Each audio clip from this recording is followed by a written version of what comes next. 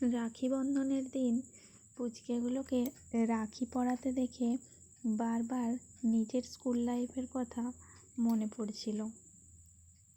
আমরাও ঠিক একইভাবে রাখি বন্ধনের দিন স্যার ম্যামেরা ক্লাসে উপস্থিত হলে সকলে মিলে যেতাম স্যার ম্যামকে ঘিরে ধরে রাখি পরানোর জন্য।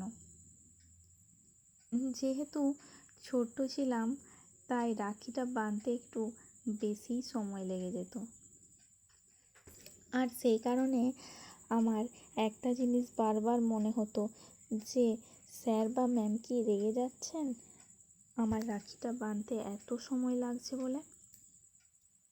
কিন্তু আজ নিজে সেই জায়গায় থেকে বুঝতে পারি যে না, রেগে যাওয়ার কোনো কারণই নেই, কারণ এই বন্ধনে তো অনেকটা ভালোবাসা আর শ্রদ্ধা মিশে থাকে।